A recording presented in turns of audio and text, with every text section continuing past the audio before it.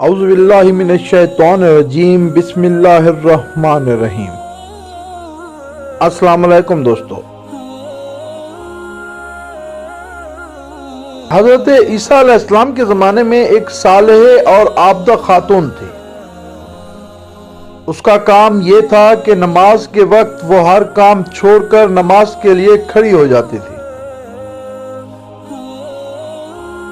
ایک روز گھر کے کام کاج میں مصروف تھی اور روٹی تندور میں پکا رہی تھی کہ نماز کا وقت ہو گیا۔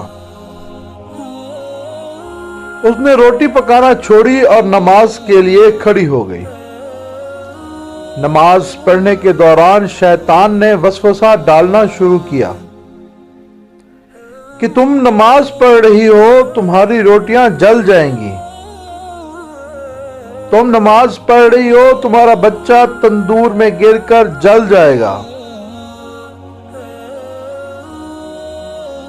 لیکن اس خاتون نے ان تمام وسوسوں کا مقابلہ کیا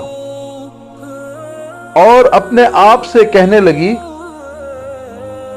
اگر روٹیاں جلتی ہیں تو جل جائیں، یہ اس سے بہتر ہے کہ میرا جسم جہنم کی آگ میں جلے۔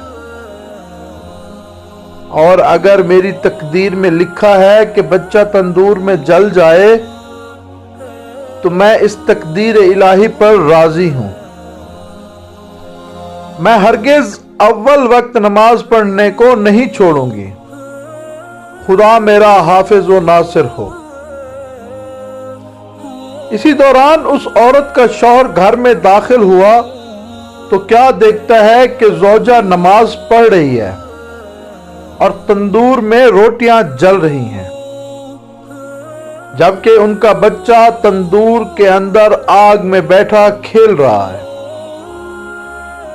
زوجہ کی نماز ختم ہونے کے بعد شوہر بیوی کا ہاتھ پکڑ کر تندور کے پاس لایا اور اس کو یہ عجیب و غریب منظر دکھایا۔ یہ منظر دیکھ کر عورت سجدہ شکر بجا لائی۔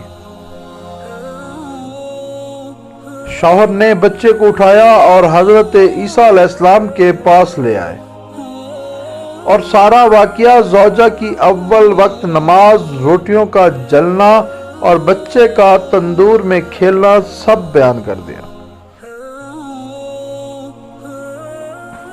حضرت عیسیٰ علیہ السلام نے فرمایا کہ اپنی زوجہ سے پوچھو تو اس نے کیا کام کیا ہے جس کی وجہ سے یہ کرامت انجام پائی، کیونکہ یہ کرامت تو انبیاء میں پائی جاتی ہے۔ شوہر نے زوجہ سے پوچھا، تو نے کون سا ایسا عمل کیا ہے کہ جس کی وجہ سے تجھے یہ کرامت حاصل ہوئی؟ عورت نے کہا کہ میں نے آخرت کے کام کو دنیا کے کاموں پر مقدم کیا۔ جب نماز کا اول وقت ہوتا ہے تو میں تمام کام چھوڑ کر نماز کے لیے کھڑی ہو جاتی ہوں۔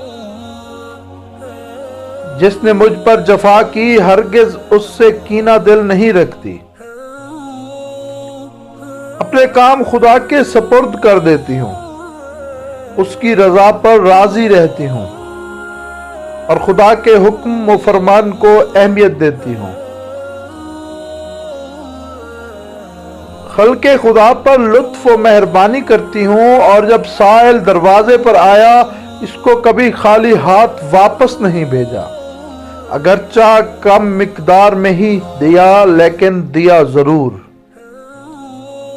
اور دیگر یہ کہ نماز شب اور نماز صبح کو کبھی بھی ترک نہیں کیا۔